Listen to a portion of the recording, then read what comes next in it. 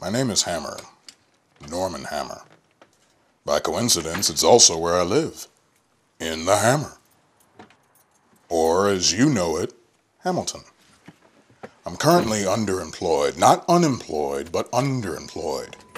I'm trying to earn a half-decent living as a private investigator, a PI, a private dick. I've always been a night hawk, so late nights and early hours of the morning are when I do a lot of my work.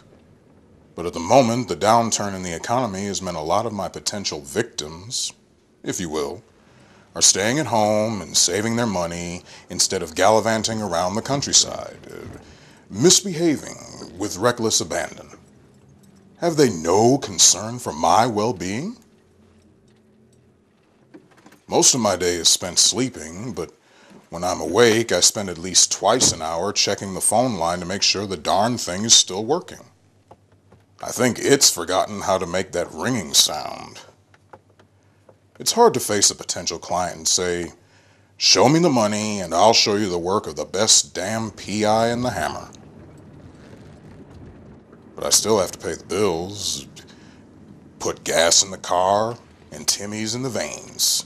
At least that's what I think is sloshing around in there.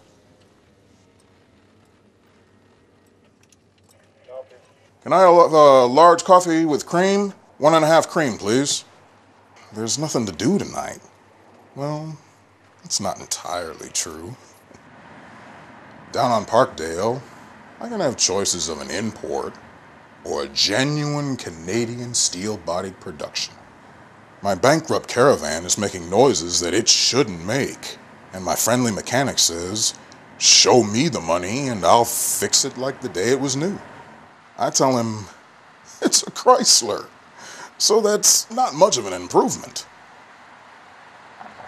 A half a kilometer away, the sky's ruby red glow of Defesco, or whatever they call it these days, has dimmed to half its brightness, which is a lot better than next door, where the lights seem to have gone out completely at Stelco.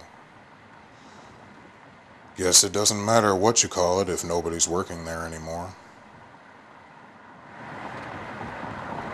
Maybe I could get a job with the government looking after inmates down on Barton Street.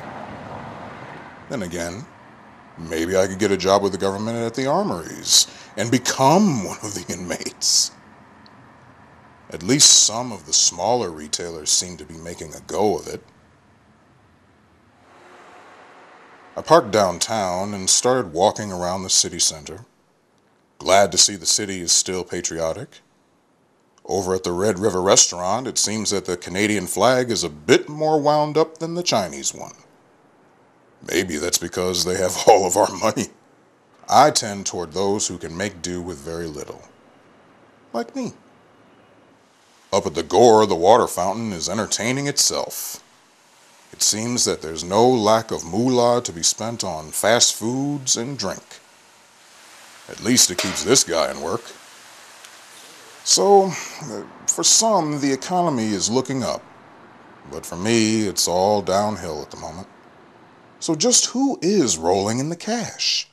Who are the lucky ones? Oh yeah, that one was obvious, wasn't it? Ever on guard for his country, solid in his resolve. Just what is Sir John A. looking for? Would be funny to see a statue walk into the cop shop with the fugitive in one hand and the other hand stretched out and bellowing as all politicians do, "Show me the money!" It's 6 in the morning now. Time to head home. Check that phone line again. I stop off at the Brow to have a quick look at the Hammer as the sun starts to rise for another day. My name is Norman Hammer, and I love this city. Would not live anywhere else. However, maybe this would be a good time to go visit my brother in New York. Maybe he could give me some job-related tips. I always got on with Mike, my big brother.